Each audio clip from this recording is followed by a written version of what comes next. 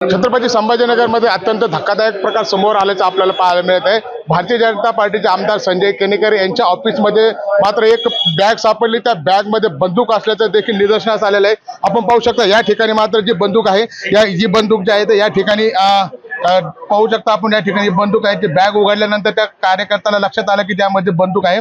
आपण पाहू शकता या ठिकाणी मात्र आता बंदूक आढळल्याने, आमदाराच्या याच्या समोर बंदूक आढळल्याने मात्र आता एक प्रकारचा लवकरच पाहिलं तर एक धक्कादायक प्रकार समोर आलेला आहे। आणि आता या गोष्टीने मात्र आता खळबळ मारली तर आपल्याला पाहायला, आपण पाहू शकता या ठिकाणी संजय केनेकर यांचं ऑफिस आहे आणि यांच्या ऑफिस समोरच मात्र आता ही बॅग आहे। एक कार्यकर्ता त्यांना भेटायला आला होता आणि ते कार्यकर्ते बॅग विसरल्याचं देखील आमदार संजय केनेकर यांनी वक्तव्य केलेलं आहे। परंतु तो कार्यकर्ता कशासाठी आला होता, तो बॅग कसा विसरलाय हे देखील आपण जाणून घेणार आहोत की नेमका हा काय प्रकार आहे। कारण की यामुळे मात्र आता कुठेतरी भीतीचं वातावरण निर्माण झालं देखील आपल्याला पाहायला मिळत आहे। आपण पाहू शकतो की तो जी बॅग आहे ती बॅग कालपासून या ठिकाणी असल्याचं देखील बोललं जात आहे। त्यामुळे आता ही बॅग कोणाची आहे याचे तपास करण्यासाठी पोलीस अधिकारी देखील या ठिकाणी आलेले आहेत। आपण आमदार संजय केनेकर आहेत, आपण त्यांच्याशी देखील चर्चा करणार आहोत की नेमकी ही बॅग कधी आली, कोणी आणून ठेवली, हा एक विषय आता गंभीर होत चाललेला आहे। कारण की संजय केनेकर हे वारंवार एक हिंदुत्ववादी आमदार म्हणून त्यांच्याकडे पाहिले जाते।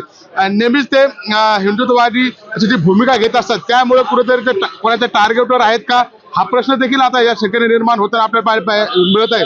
संजय केनेकर हे विधान परिषदेचे आमदार आहेत, त्यामुळे या ठिकाणी मात्र ते आता आमदारकी करत असताना आपण पाहू शकतो त्याला मोठ्या संख्येने कार्यकर्ते भेटण्यास येत असतात आणि ज्यावेळेस कार्यकर्ते भेटायला येतात त्यावेळेस मात्र त्यांच्याकडे ह्या हजारो कार्यकर्ते इकडे भेटायला येतात आणि त्यामध्ये मात्र कोण आला होता, कोणता कार्यकर्ता होता हे देखील पाहणं महत्त्वाचं ठरणार आहे।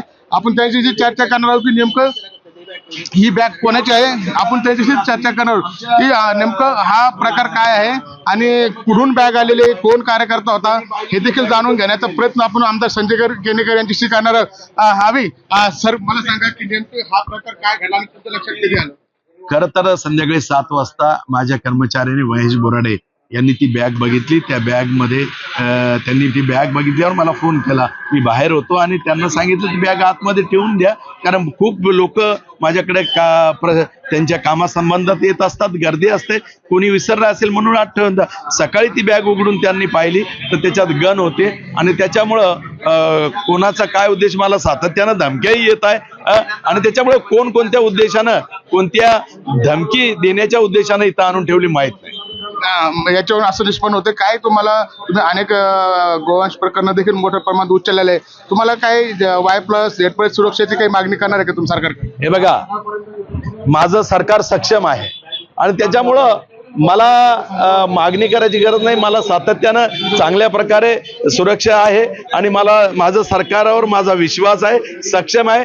पण मी सातत्यानं बोलत असतो, मग ते गोवंश हत्याबद्दल बोलत असो, लव जिहाद बद्दल असो किंवा खऱ्या अर्थानं धार्मिकतेचं वेडे झालेल्या लोकांवर असो, त्यामुळे मी सातत्याने बोलणारा नेता आहे आणि त्यामुळे मला धमक्या बऱ्याच दिवसापासून येत आहे। मला सांगा, तुम्ही काल इथं होते का?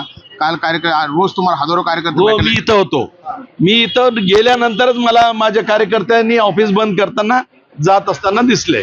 तो जो कोण व्यक्ती होता तो तुमचं काही संभाषण झाले? नाही, माझं अजून संभाषण, मी पोलीस स्टेशनला फोन केला।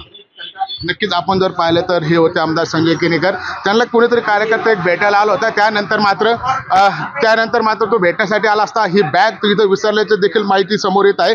नेमकी ही बॅग कोणाची आहे या संदर्भात अद्यापही स्पष्ट झालं नसलं तरी मात्र या ठिकाणी आता पोलीस यंत्रणेला बोलवण्यात आलंय। त्यानंतर हा कार्यकर्ता कोण होता आणि त्या मागचा त्याचा उद्देश काय हे देखील आता स्पष्ट होईल।